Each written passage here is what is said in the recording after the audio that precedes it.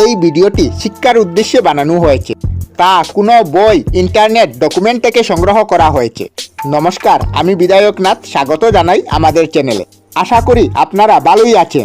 আজকে আমরা আলোচনা করব ভৌতিক খ্যাতিপ্রাপ্ত পুরুলিয়ার বেগুনকদরের কথা।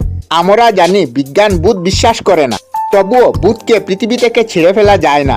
আমাদের ভারতবর্ষের কলকাতা জেলার রাজধানী থেকে প্রায় 200 কিলোমিটার দূরে পুরুলিয়া জেলায় অবস্থিত রেল স্টেশন, যার নাম বেগুনকদর, যেটা পশ্চিমবঙ্গ ও ঝাড়খণ্ড রাজ্যের মাঝামাঝি একটি গুরুত্বপূর্ণ স্টেশন, যার জন্য এই স্টেশনের উপর দিয়ে 40 বছর ধরে কম বেশি অনেক ট্রেন গেছে।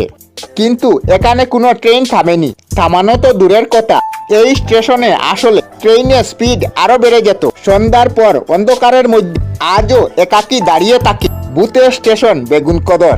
স্থানীয় লোকেদের কাছে এটা ভূত স্টেশন নামে পরিচিত। এই গল্পটি স্বাধীনতার প্রায় 13 বছর পরে। এই সময় বেগুনকদরে কোনো রেল স্টেশন ছিল না।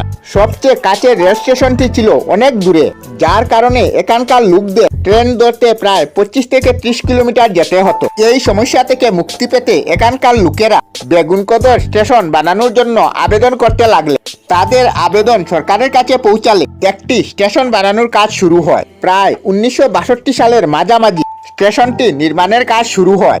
এই গ্রামটিও খুব বড় ছিল না, তাই স্টেশনটাও ছোট বানানো হয়েছিল। এখানে আলাদা করে কোনো প্ল্যাটফর্ম ছিল না, শুধু একটা স্টেশন আর স্টেশন মাস্টার থাকার জন্য ছোট্ট একটা কোয়ার্টার বানানো ছিল, যার ফলে বেগুনকদর এবং তার নিকটবর্তী সংলগ্ন সমস্যা অনেকটা কমে যায়।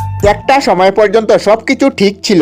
এখানে সারাদিন অনেক ট্রেন থামতো, কেউ এখানে নামতো, আবার কেউ বেগুনকদর থেকে ট্রেনে উঠতো। এইভাবে প্রায় 5 বছর কেটে যায়। এরপর এক স্টেশন মাস্টার এখানে পোস্টিং হয়। স্টেশন মাস্টার এবং তার ওয়াইফ এই স্টেশনের কোয়ার্টারে থাকতে শুরু করেন। এরপর হঠাৎ একদিন একটি মেয়েকে তিনি এখানে দেখতে পান, যে মেয়েটি ট্রেনের সাথে সাথে ছুটছিল। প্রথম দিন তিনি ভাবছিলেন ট্রেনটি থামার জন্য দৌড়ছিল, কিন্তু এই ঘটনা রোজ রোজ ঘটতে শুরু করলো।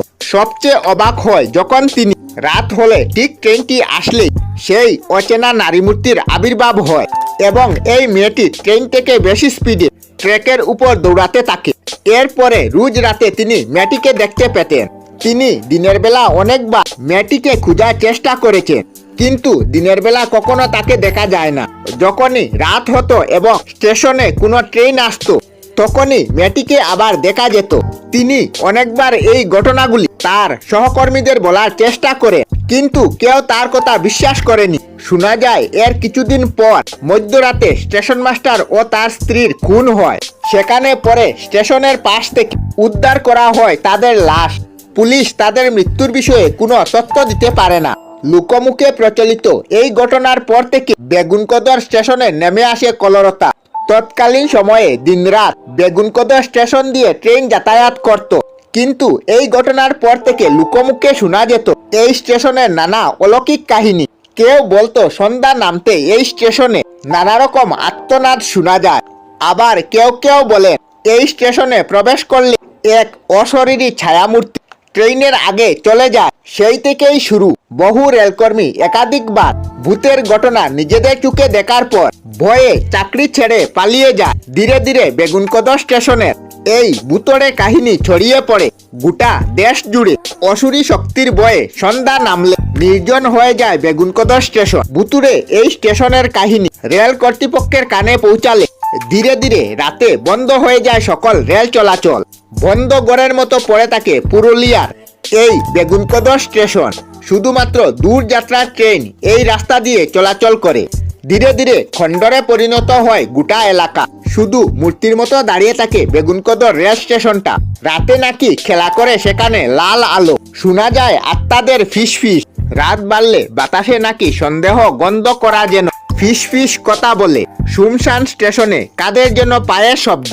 কেউ যেন গা ঘেঁষে চলে যায়। ইন্টারনেট খুললে চোখে পড়বে সারা বিশ্বের ভুতুড়ে রেল স্টেশনগুলির মধ্যে একেবারে প্রথম নাম্বারে রয়েছে পুরুলিয়ার আখ্যাত এই রেল স্টেশনের নাম। ভূতের বয়ে 1947 সাল থেকে এই স্টেশনে 4 বছর কোনো ট্রেন দাঁড়ায়নি। কোনো রেলকর্মী এই স্টেশনে পা দিতেন না। এই স্টেশনে কাজ না করার কারণ সরকারি রেকর্ডে এই স্টেশন ভুতুড়ে হওয়ার কারণ লেখা হয়, সুতরাং এখানে রাত হলে অজানা কোনো মেয়ে দেখা দেয়। ট্রেনের আগে দৌড়ানো, নাচা, এইগুলি একদম গুজব ছিল না, কারণ ভারতীয় রেল বিভাগে অফিসিয়াল ভাবে এই স্টেশনটিকে হন্টেড ঘোষণা করা হয়েছে। এখানকার অনেক বড় বড় মন্ত্রীও এই কথাগুলি বিশ্বাস করেছিলেন এবং বলেছিলেন বেগুনকদর স্টেশনটিকে বন্ধ রাখার কারণ এই মেয়েটিকে দেখার পর অনেকের মানসিক সন্তুলন হারিয়ে যেত। তাই লোগো পাইলট এই স্টেশনে আওয়ার আগে ট্রেনের স্পিড বাড়িয়ে দিত এবং ট্রেনের ভিতরের প্যাসেঞ্জার ট্রেনের দরজা জানালা বন্ধ করে দিত, যাতে তাদের দৃষ্টি বাইরে না যায়। এখানকার লোকেরা বলে, যখন এই স্টেশন বনে তখন এক মেয়ে ট্রেনে কাটা পড়েছিল আর তার আত্মা নাকি এখানে ঘুরে বেড়ায়।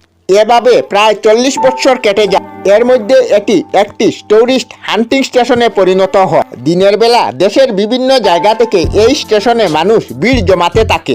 এইভাবে বেগুনকদরের গল্প প্রথমে মিডিয়ায়, তারপর সারা দেশে ছড়িয়ে পড়ে। এরপর প্যারানরমাল টিম তাদের আধুনিক যন্ত্রপাতি নিয়ে পরীক্ষা করেন। তারপর তারা দিনের বেলা গ্রামের মানুষের সাথে কথা বলে এবং রাতে সেই স্টেশনটি পর্যবেক্ষণ করে। প্রায় 40 বছরে কেউ এই স্টেশনে রাত কাটায়, কিন্তু তারা সেখানে কিছু দেখতে পায় না এবং সেখানে কোনো নেগেটিভ এনার্জিও ধরা পড়ে না। আস্তে আস্তে স্থানীয় মানুষদের কাছেও কিছুটা ভয় কমতে থাকে এবং তারা পুনরায় আবেদন করে বেগুনকদর স্টেশন চালু করার জন্য।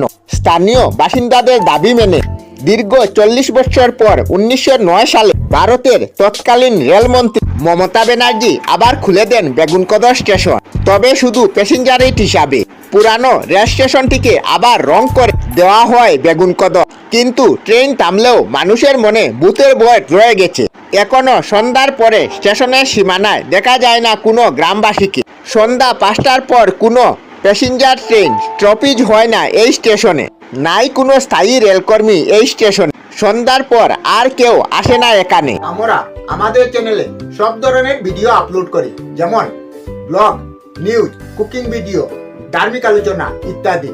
যদি আপনারা এই ধরনের ভিডিও দেখতে পছন্দ করেন তাহলে এই চ্যানেলটি নিশ্চয়ই সাবস্ক্রাইব করবেন। আমি আপনাদের সাথে বিদায়ক না, আজকের মতো বিদায় নিলাম। আর ভিডিওটি ভালো লাগে লাইক, শেয়ার ও কমেন্ট করবেন। ভিডিওটি সম্পূর্ণ দেখার জন্য অশেষ ধন্যবাদ।